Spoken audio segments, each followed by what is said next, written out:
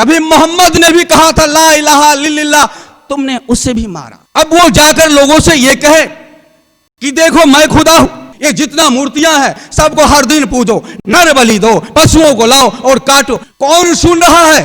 जो चल पड़ा सो चल। मुसलमान बनने का सबसे मेन चीजें हैं, पहले तुम्हें अल्लाह को जानना होगा। संगठित करो अपने अनुयायियों को, शस्त्र दो और कृष्ण की तरह खड़े हो जाओ युद्ध भूमि में। अरे तुम कैसे जानोगे उसको जिसके सहारे तुम चल रहे?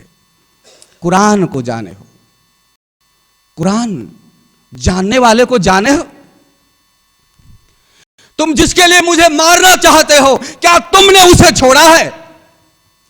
जिस मोहम्मद रसूल के नाम पर तुम मुझे मारना चाहते, कभी मोहम्मद ने भी कहा था ला इलाहा इल्लल्लाह, तुमने उसे भी मारा। देखते हैं 365 मूर्तियों का लोग पूजा कर रहे, हर दिन पूजा कर रहे। 365 मूर्ति। एक दिन आज इस मूर्ति की पूजा करो, कल इस मूर्ति की पूजा करो। बलि चढ़ाया जाता था, नर बलि चढ़ाया जाता था। मोहम्मद ने सोचा, एक व्यापारी का पुत्र, उसी कबीले का, उसी संगठन का एक मेंबर, सोचता है ऐसा कैसा हो सकता? इतना सारा अल्लाह, इतना सारा भगवान, ये कैसे हो सकता? आज इस भगवान का, कल उस भगवान का, ये तो असंभव सा लगता है। मुझे इसके लिए सत्य की खोज करना पड़ेगा। तो मोहम्मद सत्य की खोज के लिए जाते, वहीं पास में हीरा की गुफा है। वर्षों वर्षों तक साधना किया। 40 वर्ष की उम्र में जाते के साथ उन्हें साक्षात्कार होता। अब वो जाकर लोगों से ये कहे कि देखो मैं खुदा हूं।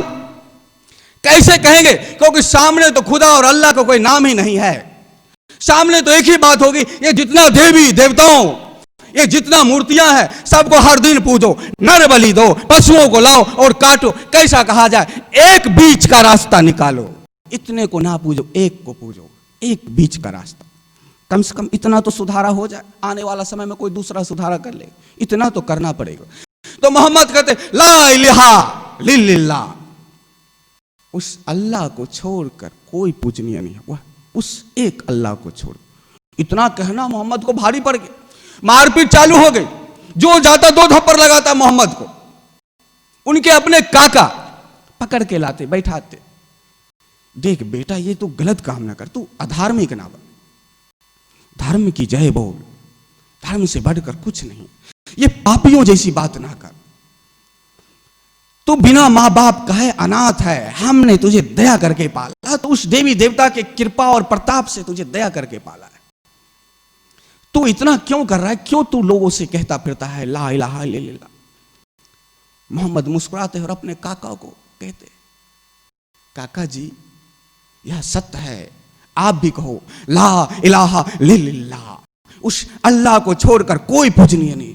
दिया एक तमाचा उसके काका ने मोहम्मद के कान पे, टनाक से मोहम्मद जमीन पर गिरते गिरते कहते ला इलाहा इल्लल्लाह, एक अल्लाह को छोड़कर कोई पूजनीय नहीं।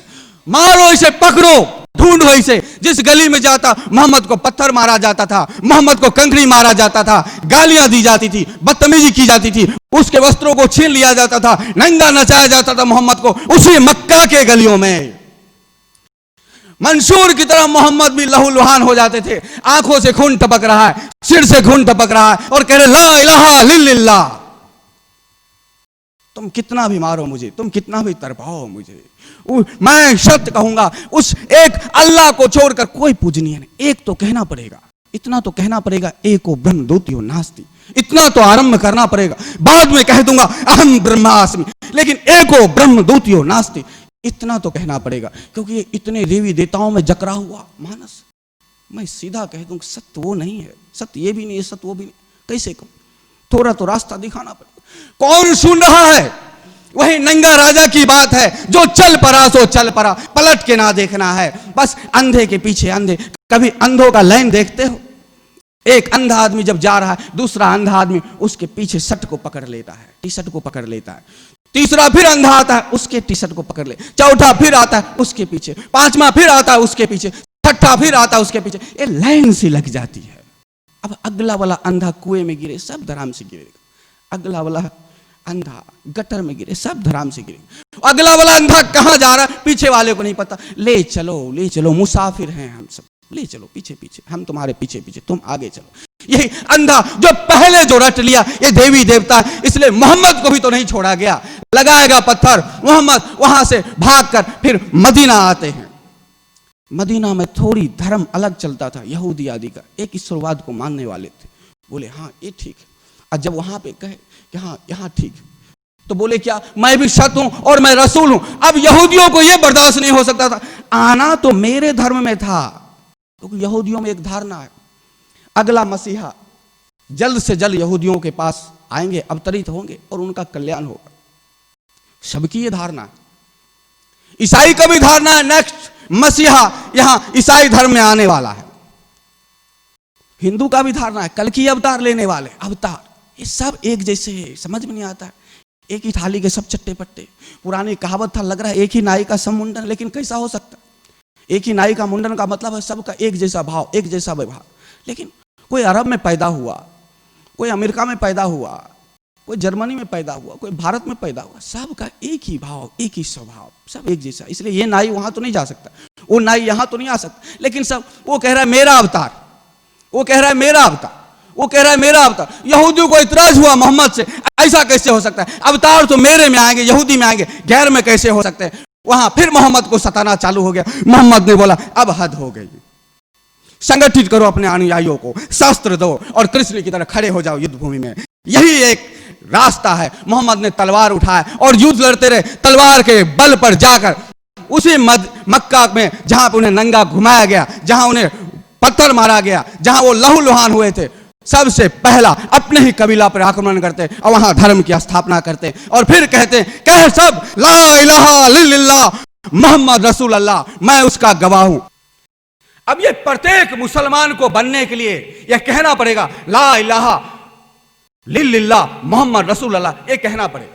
लेकिन उसके लिए मोहम्मद का नियम था, जब तुझे ये पक्का हो जाए कि अल्लाह एक ईश्वर है, जब तुझे ये भरोसा हो जाए कि मैं भी उसका रसूल हूं, तो फिर ये कलमा को पढ़। ऐसा मोहम्मद के सामने था।